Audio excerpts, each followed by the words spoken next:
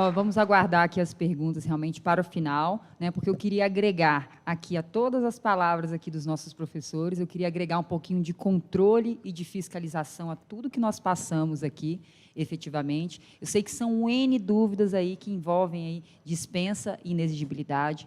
Não sei se vocês perceberam, todas as palestras pensadas e planejadas para esse primeiro dia foram palestras para aguçar as discussões daqueles pontos que realmente são mais polêmicos na nova lei de licitações. Todos receberam hoje aí o nosso caderno de proposituras de enunciados, então vocês têm todos aí um resumo, vocês podem perceber aí que a maioria dos questionamentos e das proposituras que nós temos, né, foram palco de discussões aqui efetivamente. Especificamente sobre a palestra aqui do professor Murilo, nós temos muitas dúvidas ainda de ordem prática, efetivamente. Professora, como é que fica aí o fracionamento de despesa nesse período de concomitância legislativa? Acabei de deflagrar um procedimento no valor de 17 mil, uma dispensa no valor de 17 mil. Amanhã meu órgão já começa a trabalhar com a Lei 14.133, já posso elevar este valor? Como que, nesse período de concomitância legislativa, eu faço aqui, efetivamente, o meu controle para fracionamento de despesa? Né? Nós temos, efetivamente, a propositura de um enunciado, e a gente vai falar muito do fenômeno da preclusão licitatória consumativa, que vai dar essa resposta, efetivamente, para vocês. Então, amanhã, nas nossas comissões, nós vamos trabalhar e vamos ter a oportunidade de debater cada uma das dúvidas. As palestras aqui são realmente para a gente aguçar essas discussões, por isso que nós disponibilizamos todos os enunciados para vocês, tá? E a gente vai deixar aqui as últimas perguntas para o final, para a gente agregar um pouquinho de controle e fiscalização. E é com muito prazer que eu chamo aqui ao palco o nosso professor Marcos Alcântara. Uma salva de palmas para ele, pessoal.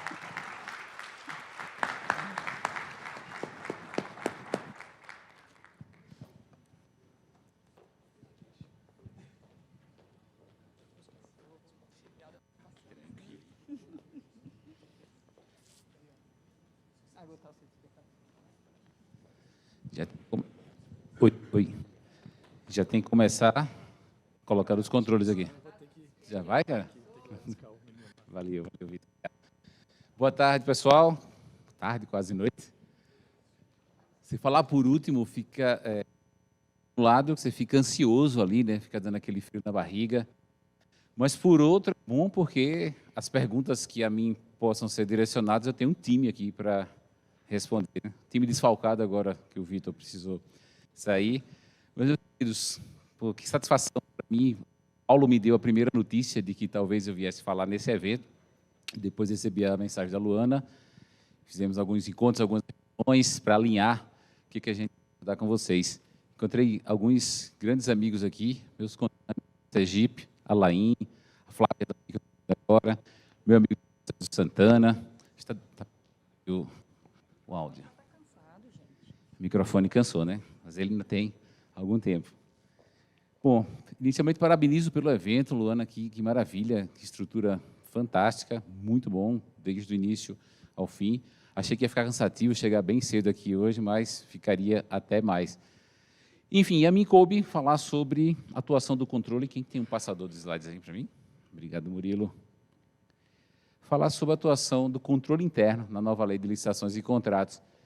E, para mim, que sou do Poder Judiciário, é curioso falar da atuação do controle interno na nova lei, porque quem quer do Judiciário aqui que ainda trabalha no controle interno?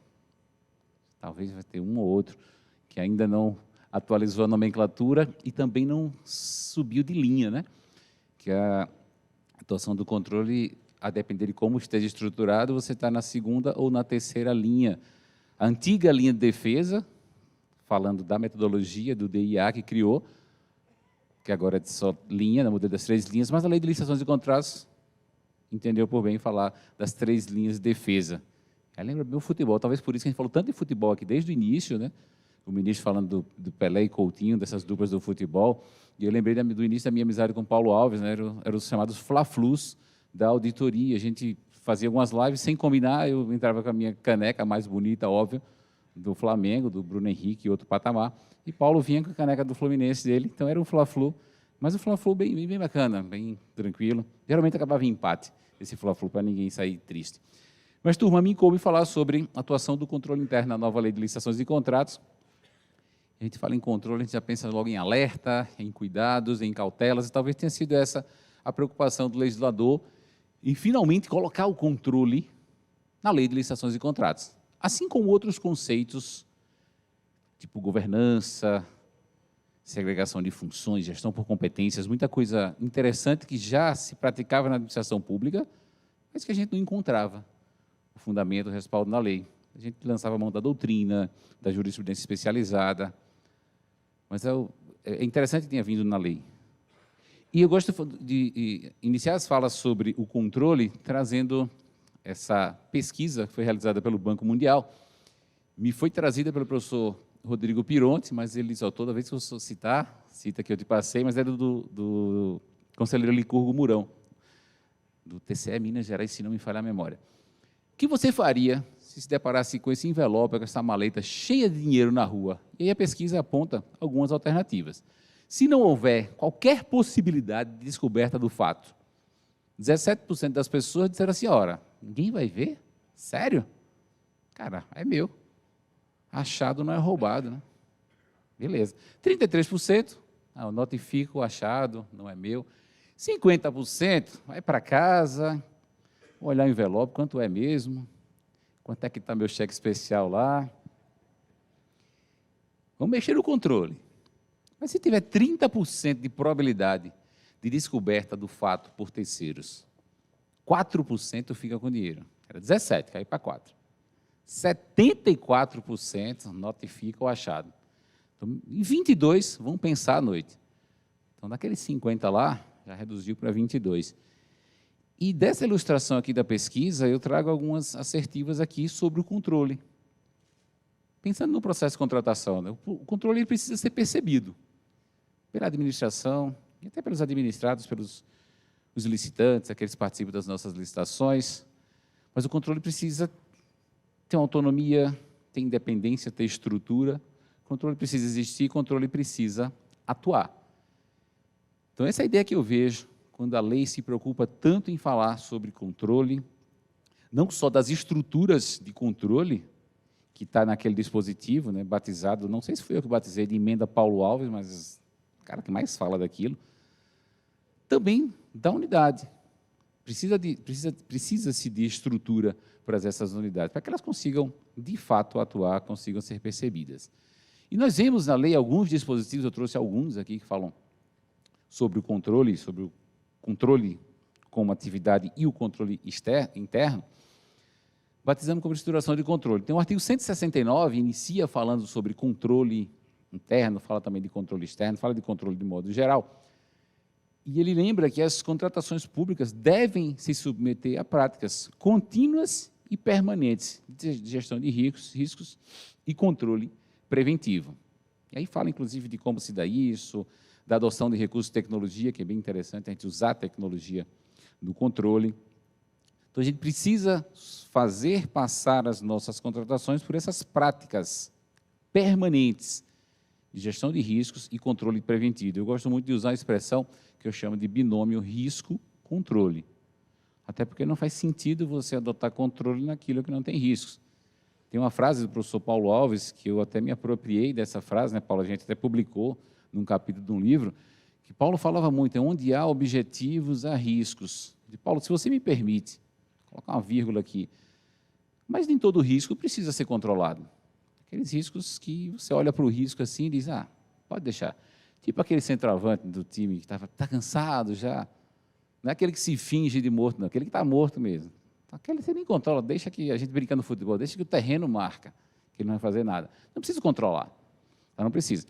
Mas aqui a lei fala das práticas permanentes, gerenciamento de riscos e controle preventivo. Eu acabei falando do controle de modo geral, tanto preventivo como corretivo. A nossa ideia é adotar controles para que o risco não se materialize. Esse é o mundo ideal. Mas, às vezes, o mundo real está um pouquinho distante disso. E aí eu preciso também pensar no meu plano B. Até porque nós não somos o Gustavo Lima, recentemente, ele falou que na minha vida não tem plano B, o plano A é o que resolve, ele vai dar certo sempre. Vai bem assim, isso é o mundo ideal. Tá, mas eu preciso ter a minha estrutura de controles preventivos e os meus planos de contingência. Caso o meu plano preventivo falhe, o que é que eu vou fazer para corrigir? E aí vem um dispositivo bem interessante no parágrafo 1º do artigo 169, que já fala do regulamento. Ele não diz aqui que é por decreto, então cada poder pode ter o seu, cada ente pode ter o seu, cada estrutura, o Poder Judiciário tem regulamentação da atuação da auditoria interna.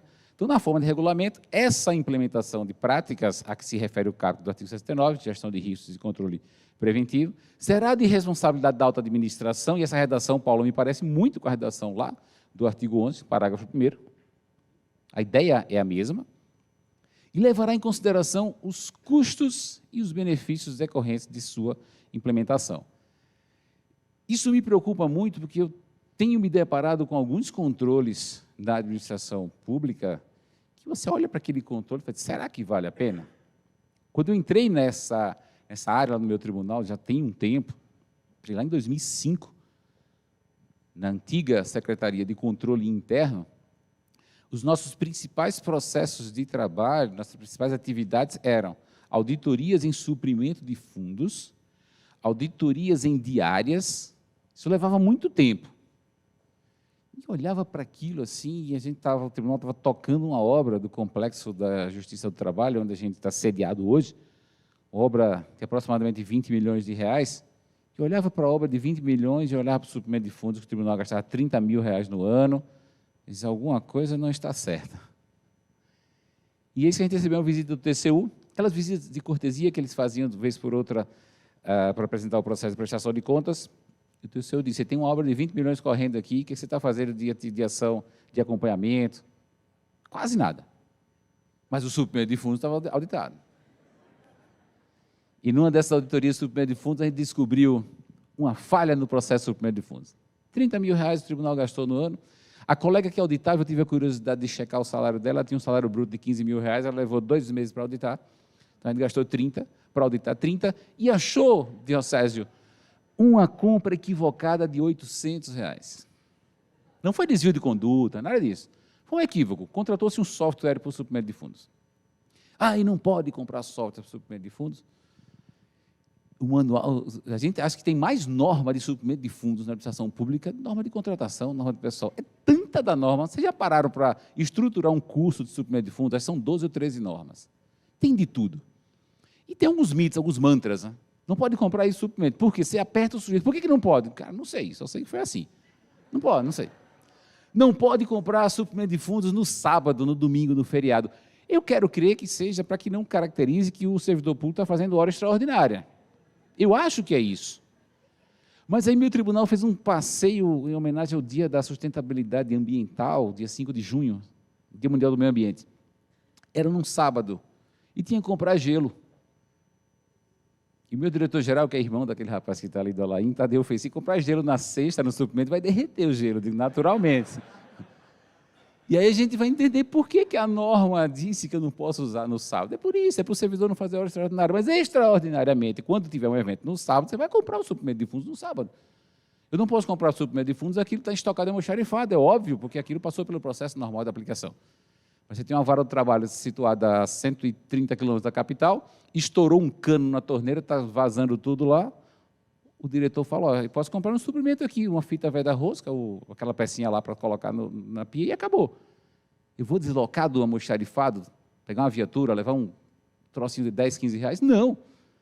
Então, por vezes, nós adotamos alguns controles sem olhar essa relação entre o custo e o benefício. Posso contar um daqui do evento, um controle que a gente faz no evento, vocês estão fazendo no evento, que eu olhei para ele ontem e brinquei, até cumpri o controle, mas já fazendo a provocação. Me mandaram uma mensagem ontem, professor, lembra de mandar o comprovante da viagem, o cartão de embarque. Eu mandei antes de viajar. Cumpri? Não cumpri o controle? Se eu não tivesse vindo, eu já tinha cumprido o controle. Então, alguns controles a gente precisa repensar. Esse de entregar cartão de embarque, quando você viaja a trabalho, é uma das coisas mais desnecessárias que a gente tem na administração pública. Alguém acha, em sã consciência, que eu viria de Aracaju para cá, de bicicleta, a pé, de carro ou de moto, para economizar a passagem? Ainda que eu fizesse isso, será que eu conseguiria ir na Azul e me dar aí, sei lá, os 500, 600 da passagem que eu não usei? Não funciona. Então, Se eu declarar na volta, eu declaro que eu usei a passagem, será que não serve? Eu acho que serve. O servidor tem fé pública, né? Então, precisa repensar essa questão do custo, do controle. Daqui a pouquinho eu vou falar sobre, mostrar uns slides que eu até coloquei agora à tarde. Luana gentilmente me permitiu mudar a apresentação para colocar umas figurinhas. O pessoal do STJ conhece, que eu falei com ele semana passada, para falar dessa nova faceta do controle. Então, o que eu devo adotar para estruturar o meu controle? Práticas de gestão de risco, controles internos, relação entre os custos e benefícios. Precisa ser uma relação interessante, uma relação que valha a pena, para que eu tenha relações íntegras e confiáveis, que eu tenha segurança jurídica, um resultado mais vantajoso para a administração. E a Lei 14.133 pensa nisso, né, Murilo? Quando fala no ciclo de vida do objeto. Agora eu não preciso mais comprar aquela impressora mais barata e depois comprar um cartucho que é o mesmo preço da impressora. Eu posso comprar uma impressora um pouquinho mais cara, porque o cartucho dela, ao longo da utilização, eu vou economizar. Aí eu falo em ciclo de vida, eu falo em resultado. Para que eu tenha eficiência, eficácia e efetividade nas contratações públicas. Tal qual o time do professor Paulo Alves, ao pular de série. Ele foi eficiente, eficaz, efetivo, alguma coisa assim. Aquela disposição lá do artigo 169, ela praticamente se repete aqui no artigo 11. Paulo, eu vou me permitir usar, logo depois de fazer essa brincadeira do Flu com você, mas eu vou usar, pedir que as pessoas rememorem, quase metade da sua palestra foi em cima disso aqui, mas a ideia é essa, que a gente tenha a estrutura implantada na administração. Não adianta você ter só aquele controle pontual, aquele apagador de incêndio. Aconteceu, eu vou lá e trato. Não, a estrutura precisa funcionar. A estrutura precisa funcionar. Quando, às vezes, eu me deparo diante de notícias que falam sobre algum desvio de conduta em algum órgão da administração pública, eu penso, se essa pessoa implantasse isso na minha administração, como seria a nossa resposta a esse tipo de risco, a esse tipo de conduta? Será que eu tenho estrutura pronta para isso? Semana passada, minha filha tem 15 anos, me ligou da escola. Pai, está tendo algumas palestras aqui na escola para fazer encaminhamento de carreira. Então, vai ter uma palestra da nutricionista, da odontóloga, e ela já decidiu o que ela quer da vida. 15 anos, eu já sei o que eu quero da minha vida, eu quero fazer direito. Eu digo, legal, mas é na UNB. Só serve na UNB, filha? Tá, beleza. Então, eu não quero assistir essas palestras, eu quero ir para casa. Tá, pode ir. Você precisa gravar um áudio, que aí eu vou apresentar o porteiro da escola. Poxa, então qualquer pessoa que grave um áudio para ela e ela apresenta o porteiro da escola, sai, a estrutura de controle da escola não está funcionando. Já vou falar no coordenador, se sua estrutura de controle está falha. Você vai reconhecer a minha voz? Não vai. Então, é isso que a gente tem que pensar quando fala em estrutura de controle. Funciona? Vai dar... Opa, volta. Então, a gente precisa atentar para esses controles. Primeiro, se eles são necessários, se eles têm uma boa qualidade, se são efetivos. E aí vem a instrução do controle. Toda vez que eu falo que eu trabalho com controle, vem aquela piadinha do controle remoto. Recentemente, a gente teve o lançamento do laboratório de inovação lá no tribunal, e os colegas palestraram, era do TRT de Santa Catarina, eles levaram, foi parecido, eu usei só como inspiração o controle deles. E falando em inovação, eles mostraram os controles remotos do passado, cheio de botão, segundo o colega que apresentava, dizia, só servia para aquela pessoa, sei lá, o pai, o avô, toca no botão desavisadamente, desconfigura a televisão toda e tem que chamar o neto para arrumar aqui, bota aqui que eu mexi em alguma coisa. Você fala do pai, do avô, na verdade acontece comigo, vez por outra, em casa. Vini, meu filho, vem arrumar o controle aqui, que eu baguncei alguma coisa. Mas não dá a impressão que a gente tem muita coisa para controlar sem necessidade? Eu até hoje não sei para que servem esses botõezinhos coloridos aí, vermelho, verde, amarelo e azul. Deve ser para desconfigurar a televisão. Deve ser para desconfigurar a televisão. Esse era o controle do passado. A gente tinha um monte de coisa para controlar, não conseguia dar conta de tudo, e, vez por outra, se embananava no controle. Esse é da Samsung e não estou ganhando nada deles para fazer isso.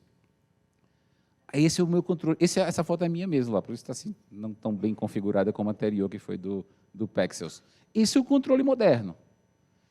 Ele tem um botão ali que aumenta, diminui, muda o canal, mas ele te permite verificar tudo que você queira. Ele tem tudo que aquele outro controle tem, mas num outro nível. Você quer mesmo ver o estéreo, mudar o brilho da televisão? Aí você vai lá, entra e controla aquilo que você quer controlar. Você escolhe o que vai controlar, você aprofunda o controle. Então, essa é a ideia que a gente tem que trazer para as nossas unidades de controle. O que é que eu, de fato, preciso controlar? O que é que eu tenho que ter à mão aqui? O que é mais importante para mim controlar? Então, a gente pode sair de um controle desse, modernizar, ou de repente algo assim, né, do controle. Talvez o nosso controle do futuro vai ser algo inspirado nisso aqui, que já se usa isso para fazer fiscalizações de obras. O sujeito não precisa ir lá na obra, leva o drone, a depender da atividade que ele queira verificar, ele pode sobrevoar e olhar se está sendo feito. Então, essa é a ideia que a gente precisa trazer do controle, para a gente modernizar. E responder essa pergunta, o que é que de fato a gente precisa controlar? O que a gente deve controlar? Acho que a gente poderia criar algumas alçadas. Controlar por valor, por matéria, por complexidade. E a Lei 14.133 me traz isso. A gente pode se inspirar no jurídico, lá no 53, no parágrafo 5º. A lei diz que a maior instância jurídica, a maior autoridade jurídica da administração, vai estabelecer quais são as matérias que serão alvo do jurídico. Será que precisa mesmo o jurídico dar um parecer numa dispensa de licitação de R$1.000 e poucos? Será que a gente precisa ficar verificando isso? Será que eu preciso auditar suprimento de fundos? Acho que não. Acho que não. Então, a gente pode até fazer o mesmo que o jurídico. O artigo 169 fala na regulamentação. Então, vamos colocar no regulamento o que vai para nós, o que não vai. A gente já faz um pouco isso. Na verdade, a gente já faz. A gente faz auditoria baseada em riscos. A gente constrói nosso plano anual de auditoria baseado em riscos. Então, a gente já tem algo, mas talvez precisasse trazer para o regulamento. Quando eu falei lá do suprimento de fundos, eu lembrei um pouquinho desse dispositivo da lei, que fala da atuação do controle interno, lá no 169 ou 170. Como nós devemos agir diante da detecção de alguma impropriedade? Primeiro, tratar, mas não só tratar. Não é só resolver o problema, é resolver e adotar medidas para que aquilo não se repita. Então, eu vou sanear e vou mitigar os riscos da nova ocorrência, aperfeiçoando controles, capacitando. O nosso suprimento de fundos, lá em Tadeu é testemunha, acho que Tadeu estava na direção do tribunal na época. O que eu propus para eles? Nós temos hoje uma incidência de 53% de falhas na aplicação do suprimento de fundos, por processo. Vamos desenvolver um trabalho de capacitação, e aí eu estudei aquelas 12 ou 14 normas de suprimento de fundos, e, ou seja, estudei aquilo tudo ali, montei uma apresentação de suprimento de fundos, montei um curso, aí fizemos algumas turmas, capacitando todos os agentes sofridos, agente suprido. Sofrido é piada interna nossa lá. Capacitamos todos os agentes supridos, e a ideia nossa era reduzir a incidência de falhas na aplicação dos suprimentos para menos de 10%. Quando chegou em menos de 10%, eu peguei o processo, toma aqui, já, administração, a gente não olha mais o suprimento de fundos, talvez em algum momento, lá no futuro, a gente vai fazer uma auditoria nisso aí. Quando a gente tiver tempo, tiver pessoal, tiver estrutura, ou seja, não vamos fazer nunca. A gente não vai ter essa estrutura. A gente tem 4 caboclos lá na auditoria, 4 até hoje, meia-noite, que amanhã sai um, eu fico com 3 amanhã. Tem até uma vaga lá, pessoal, quem quiser ir, a FC5, a gente tem lá. Então, capacita e entrega o processo. Fizemos o mesmo nas diárias, a diária não foi capacitação, a diária foi informatização do processo, que ficou um processo muito bom. O sistema de diária da Justiça do Trabalho bem bacana, quase que imune a falhas. Entregamos também o processo para a administração.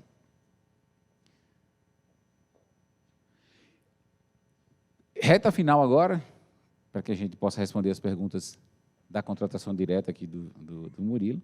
O Vitor foi embora, também o Vitor respondeu já. E Paulo está aqui para responder as minhas.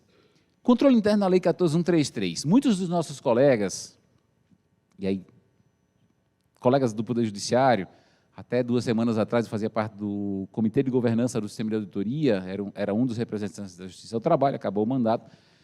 Mas assim que saiu a lei, Diocésio participou muito desse debate, Paulo, e agora, quem é esse controle interno? A gente não é mais controle interno, a gente é auditoria, como é que vai se dar esse apoio e esse auxílio ao agente de contratação, redação bem parecida, está no artigo 117, aos fiscais de contrato, quer dizer que o agente de contratação agora, aquelas perguntas que a gente fez para o Vitor aqui do PNCP, ele pode perguntar no controle interno, ele vai perguntar no jurídico, a lei diz isso, né? Mas como é que se dá esse apoio, como é que se dá esse auxílio?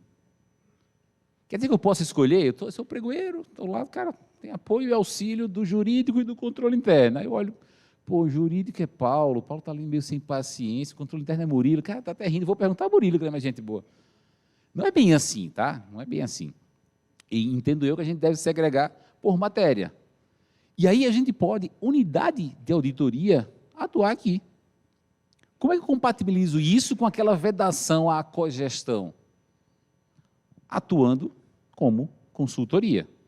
Eu consigo fazer essa diferenciação aqui do que cabe ao jurídico e do que cabe ao controle, inspirando a nossa atuação de controle interno da lei como unidade de auditoria, inspirado nas consultas que são feitas aos órgãos de controle, aos tribunais de contas.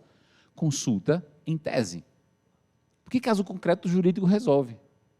Então, se for caso concreto, é jurídico, se for tese, vai para o controle interno ou auditoria. Essa é a maneira que eu consegui compatibilizar. E a gente cita aqui a adoção de algumas boas práticas. Regulamentação de matérias, edição de manuais, tudo isso pode ficar a cargo das auditorias. Está aqui o pessoal do STJ que não nos deixa mentir, eles têm o melhor manual da pesquisa de preços que a gente tem no nosso país. O manual da pesquisa de preços do STJ é sensacional. Eu até brinquei com ele semana passada, que o governo federal, em 2014, fez um manual da pesquisa de preços. Eles nunca mais reeditaram. Eu teria vergonha de reeditar. Poxa, tem isso do STJ, não consigo fazer algo parecido.